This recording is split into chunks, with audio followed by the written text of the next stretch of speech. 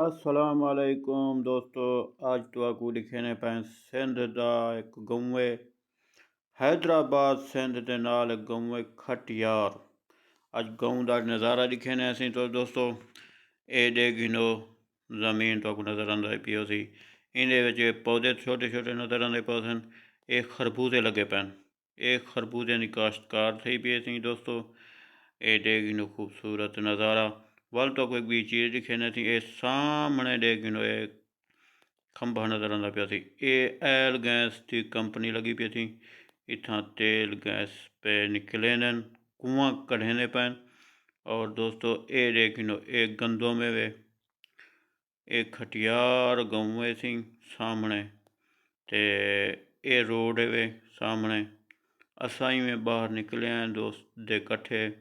असां के ज़रा दोस्तों को भी नज़ारा खूबसूरत नज़ारा ई गाँव दा दिखा दूँ। ये खटियार गाँव नाल ये खटियार इलाका सी ये दोस्त साढ़े नाल वधे जा ਅਤੇ ਮਜ਼ੀਦ ਵੀ ਤੁਹਾਨੂੰ ਦਿਖੇਨੇ ਹੈ खूबसूरत नज़ारे। सारी वीडियो नाल रसो मुहब्बत वंडे सो ते जेड़े दोस्त सब्सक्राइब नहीं किया उन्हें या मुहब्बत सन सब्सक्राइब करे सन घंटी का बटन दबे सन ते मुहब्बत ही वंडे सो दोस्तों। दूसरी गल है कि दोस्तों ये सिंध का इलाका है सी ये हुण सामने रोड पिया है। ये रोड हैदराबाद तो वेंदा है हैदराबाद शहर तो ते ये नाल में थोड़ा जिहा दूर हैं गाँव कोलो। माशाअल्लाह ई गाँव दे विच जिहड़ा ना हर किस्म के लोग रहिंदे न, हिंदू भी रहिंदे न, मुसलमान भी रहिंदे न। और ई गाँव दे विच जिहड़ा ना मवेशी बहुत ज़्यादा होंदे न। लोग रखे हुए ने मवेशी बड़े बड़े सारी सराइके जाते हैं भाने मकसद है कि डेरे बड़े बड़े डेरे न जिन्हें मवेशी हर किस्म के रखे हुए ने। ते ये रोड देखो ये भी वेंदा पे सी ते वल तो खूबसूरत में नज़ारे देते हो सो ताकू फसलें दे खूबसूरत नज़ारे दिखे सूँ। ये पुल आ गई सी ये सामने नाला पे सी नाला आंदा पे। ये सारा दोस्त भी नाल सी आसिफ या मुहब्बतन मोबाइल ते बिजी है। सामने मजदूर बैठे इतना मिट्टी चने बैठे ट्राली लोड करने पैन। ये देखिनो सी गंदम गंदम होना सिंध दे विच पंजाब कोलों पहले सिंध विच तैयार थी वेंदी है। ई गंदम दे विच वला ये सरमी लगी पई गंदम दे विच सरमी भी लगी पई। ये जिहड़े सिंध दे इलाके विच काश्तकारी करन ना सी उहदे विच हिक ही ज़मीन दे विच दो त्रै फसलां ला देन। साढ़े पंजाब विच क्या करे सन साढ़े पंजाब विच सिर्फ और सिर्फ गंदम ले सन ना गंदम बस भी कोई ई हुण गंदम दे विच सरमी भी लई पैन।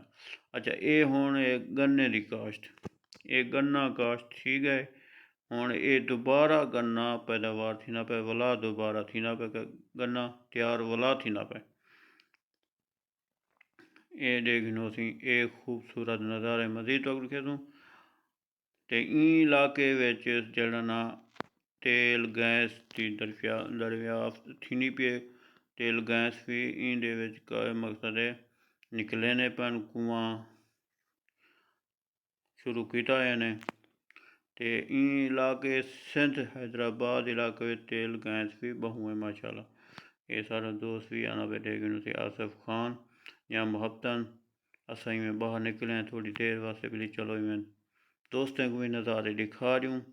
ये मैं आखे थोड़े वास्ते आए हैं कि असा के दोस्तों को सिंध दा हैदराबाद के नज़दीक है सिंध दा इलाका जिंदा ना है खटियार गाँव। ये खटियार गाँव के खूबसूरत नज़ारे तुसां दे पास हो। ये हुण देखिनो सी परो ये घास लगी पई है ते गंदम भी लगी पई है नाल। ये सरमी है ये सरमी भी लगी पई है विच।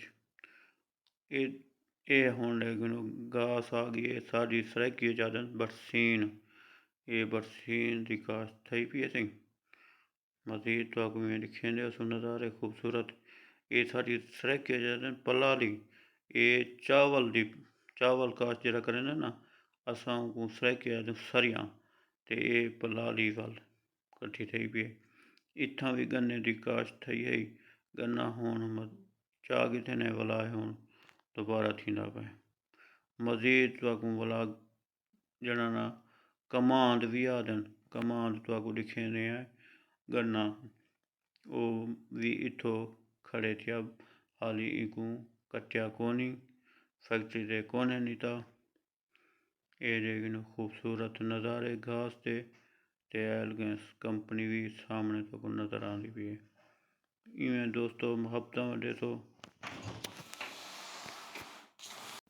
ये असीं हुण तुसां डेरे पियो खूबसूरत नज़ारे अच्छा ये आ गए सी गन्ना ये सामने कमांद सी हाली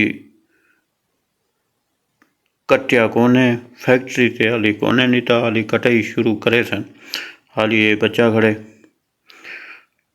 वल इवें मुहब्बतां वड्डे सो दोस्तों नेक्स्ट वीडियो ते तुहाकू मिलसूं ते इवें ही खूबसूरत नज़ारे तुहाकू लिखे सूं हर इलाके दे साडा माशाअल्लाह दोस्त हाली बिजी है मोबाइल